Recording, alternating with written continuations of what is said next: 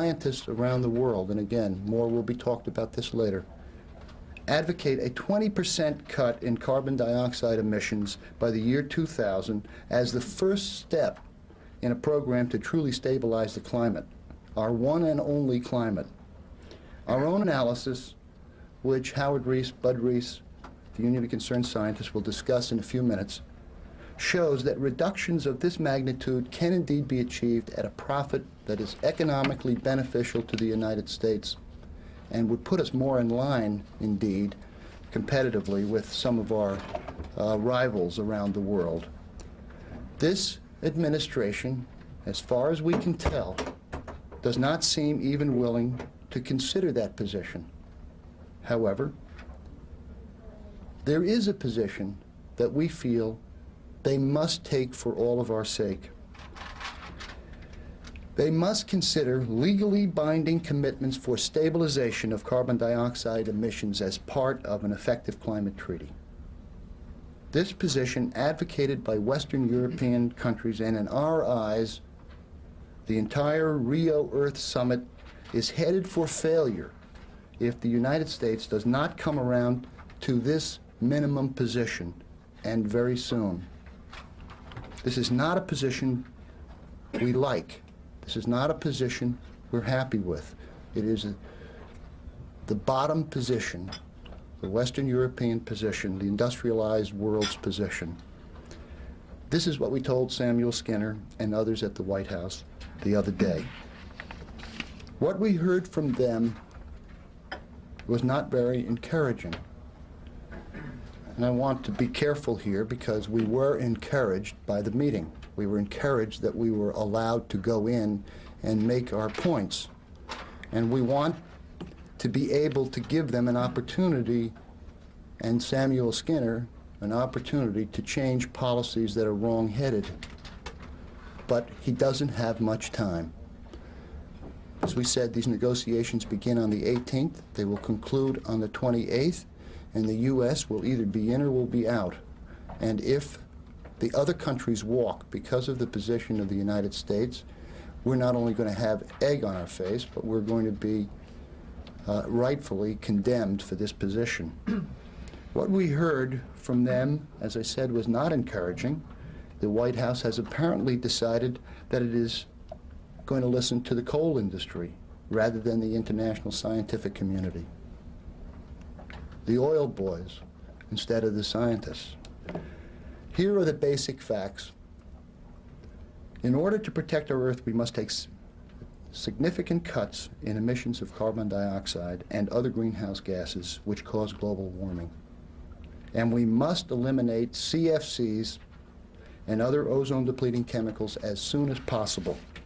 President Bush still has the opportunity to get involved and to make a difference. But time is running out. If the U.S. does not reverse its current position soon, President Bush will take the blame for the failure of the Earth Summit to actually protect the Earth. I think all of you have this short report called Fighting Global Warming, which is an excerpt of a larger study that several of the groups here collaborated on called America's Energy Choices. We spent the last 2 years with technical people from all of our staffs as well as a number of independent experts trying to answer the question of what would it take to begin to have a serious U.S. response to the challenge of global warming. What would it take to bring the level of CO2 down to a level that would give us a reasonable chance of mitigating the potential damage from climate change? The business as usual scenario that we seem to now have embarked upon with this intransigence in the administration would probably produce on order of a 60% increase in CO2 levels from the United States by the year 2030. So we wanted to look at how can we bring that down, what are the options both in the near term and the short term. We looked at more than 100 energy technologies throughout every sector of the economy in the United States, commercial, residential, industrial, and so on. We assumed a 2.5% growth in GNP over the next 40 years, and I want to emphasize that we assume a 2.5% healthy growth in the economy over the next 40 years.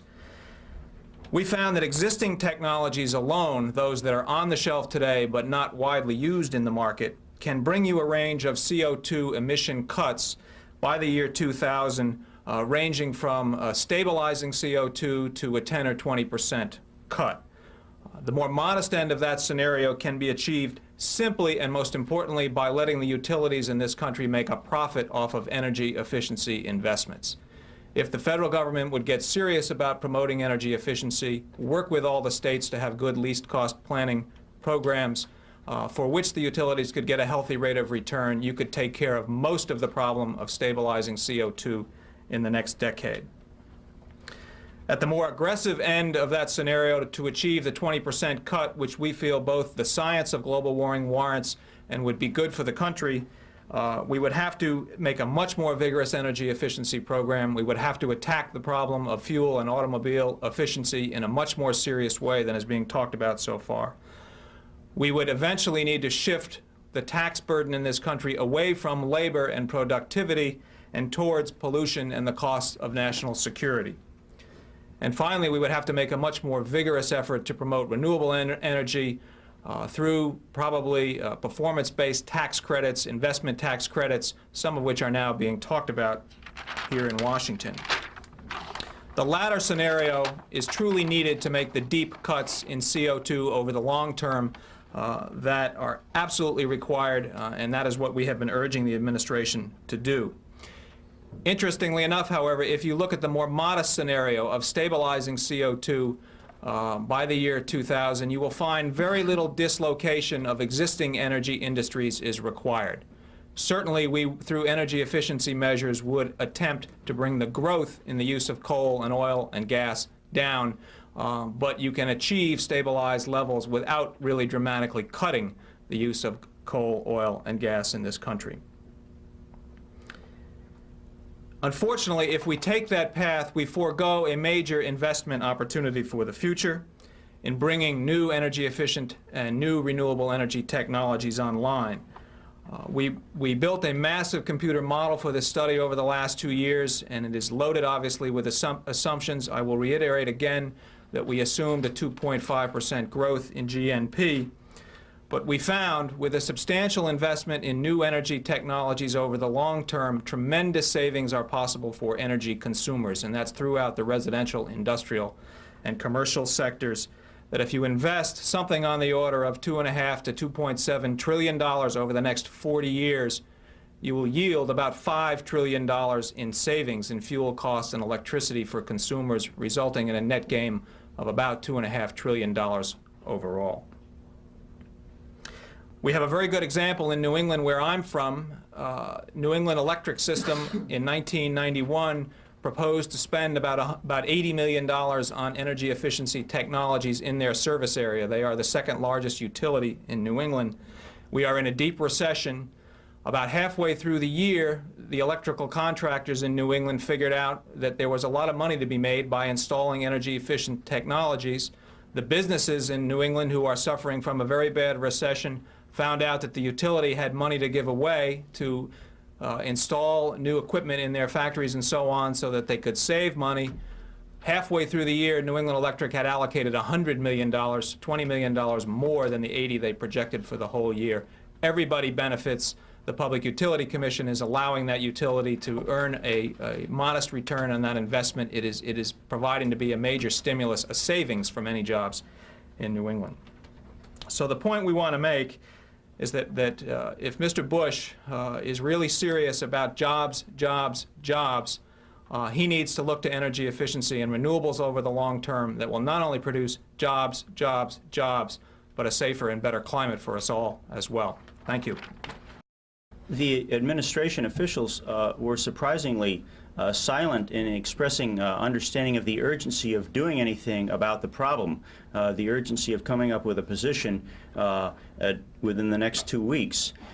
Furthermore, one of the remarks which Skinner made was that while he wanted to be very open to input from all sides, and particularly was welcome from our standpoint, because this was the first opportunity we've had in more than a decade for this kind of input.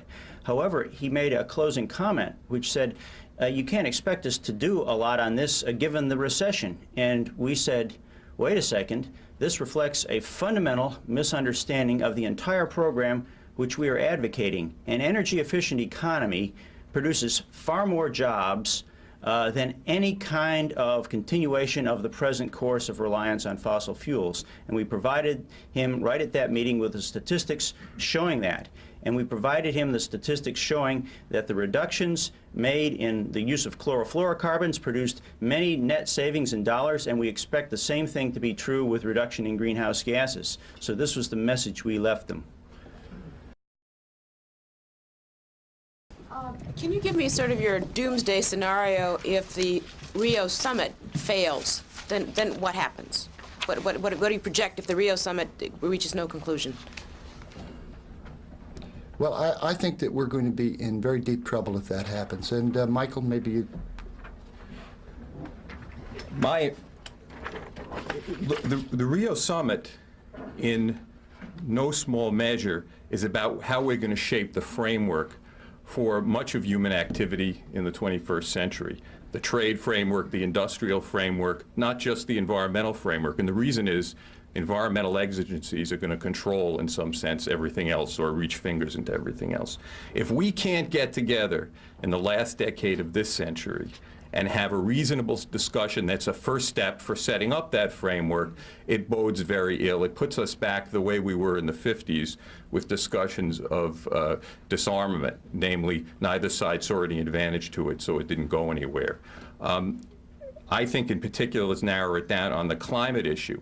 If the climate issue is not joined in the negotiations next week, and if as a result we get nowhere in Rio, I think it could be years before people try to sit down again. And in the meantime, all those greenhouse gases are going up in the atmosphere irreversibly. While there are uncertainties, there is an international scientific consensus about the need to address this problem. And there is an international political consensus as well.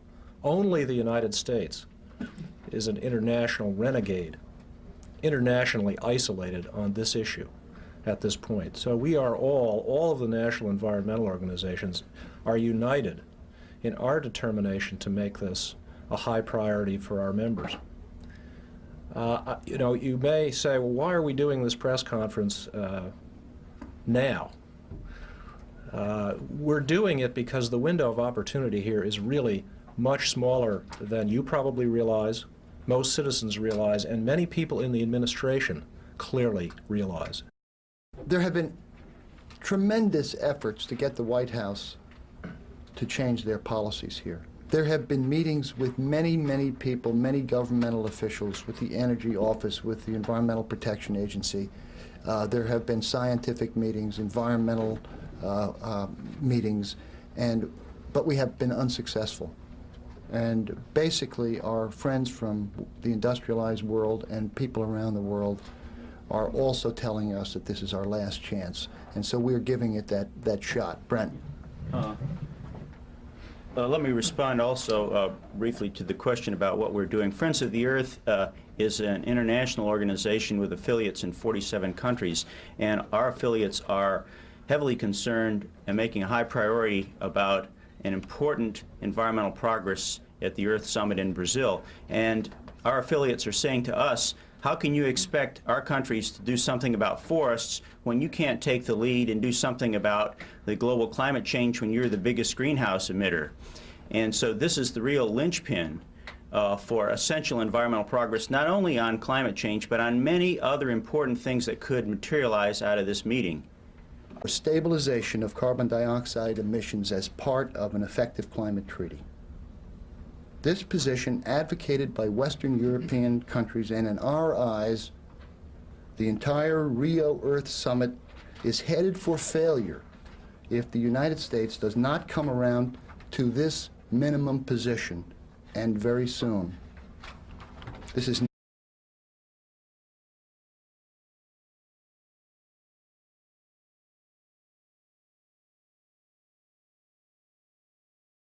scientists around the world, and again, more will be talked about this later, advocate a 20% cut in carbon dioxide emissions by the year 2000 as the first step in a program to truly stabilize the climate, our one and only climate.